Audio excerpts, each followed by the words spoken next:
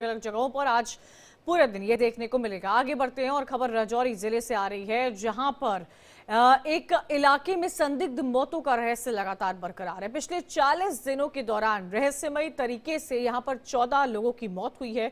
मरने वालों में 11 बच्चे शामिल हैं। मौत के कारण का अब तक पता नहीं चल पाया है। सरकार ने कहा है कि मृतकों के नमूनों की जांच की जा रही है, लेकिन मृतक व्यक्तियों के नमूनों में कुछ न्यूरो टॉक्सिन पाए गए हैं, जिनके बारे में ज्यादा जानने के लिए आगे की जांच की जा रही है। वहीं मुख्य सचिव ने पुलिस और स्वास्थ्य अधिकारियों को विभिन्न प्रतिष्ठित संस्थानों से प्राप्त रिपोर्ट का आकलन करने के भी लिए कहा है, ताकि इन मौतों के वास्तविक कारण की पहचान की जा सके। स्वास्थ्य मंत्री ने लोगों से न घबराने की अपील की है। स्वास्थ्य मंत्री ने कहा है कि इन दुर्भाग्यपूर्ण मौतों के पीछे वास्तविक कारण का पता लगाने के लिए जांच जारी है। जो अभी कुछ दिनों पहले जो राजौरी का जो इंसिडेंट हुआ है, जिसमें लगभग 13 लोगों की डेथ हुई है। थर्ड टाइम पे फिर आ गया ये इंसिडेंट, और वो भी लगभग 40 दिन के बाद।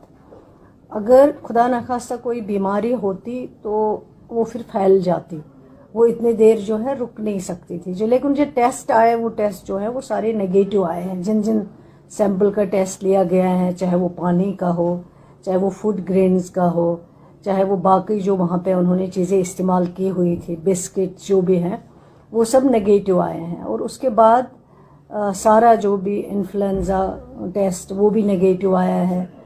चलिए, ज्यादा जानकारी के लिए सीधा रुख करेंगे हमारे संवाददाता रमन सैनी का। रमन, क्या जानकारी मिल पा रही है? राजौरी की एक खबर लगातार सुर्खियां बटोर रही है और लोगों को समझ में ही नहीं आ रहा है कि आखिर किस तरह की बीमारी वहां पर है। क्या ये कोई बीमारी है भी या नहीं, क्योंकि तमाम तरह के टेस्ट किए जा चुके हैं। स्वास्थ्य मंत्री को सुन रहे थे अभी हम, जो ये बोलती हुई नजर आई कि हर चीज की टेस्ट हुई है, सारे रिपोर्ट्स नेगेटिव आए हैं, चाहे पानी हो या फिर फूड ग्रेन क्यों ना हो।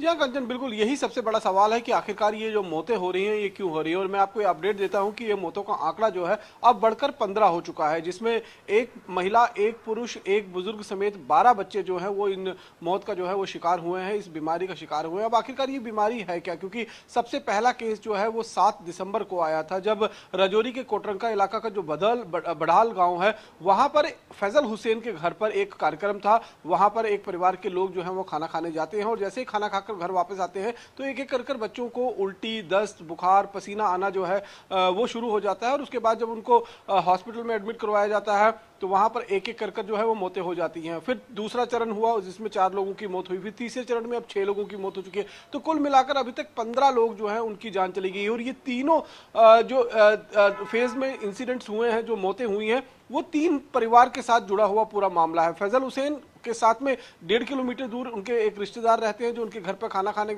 आए थे। उनके परिवार के साथ ये पूरा वाकया हुआ, और एक उनके बगल में ही जो उनके घर पर रहते थे उनके साथ ये वाकया हुआ। अब प्रशासन इसी पशुपेश में है, क्योंकि तमाम तरीके के हेल्थ टेस्ट जो है वो करवा लिए गए हैं।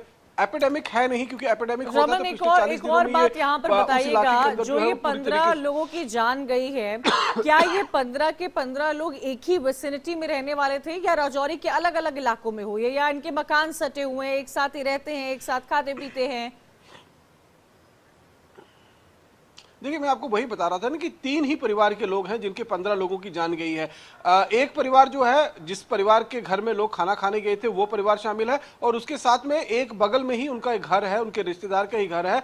8 तारीख को, जब 8 दिसंबर को उनके घर में एक कार्यक्रम था, उस आयोजन में लोग गए थे, उनके घर पे खाना खाया था, और उसके बाद वो मौत का सिलसिला जो है उसकी शुरुआत हुई। जो तीसरा इंसिडेंट है वो उनके घर से करीबन 1.5 किलोमीटर दूर उनके ही एक रिश्तेदार है। तो एक ही हम ये कह सकते हैं कि रिलेशन के अंदर ये सारी मौतें जो है वो हो रही है। अब तो प्रशासन, क्योंकि चीजों की तमाम जांच तरीके पड़ताल के लगातार जारी है। शुक्रिया रमन जानकारी देने के लिए। तो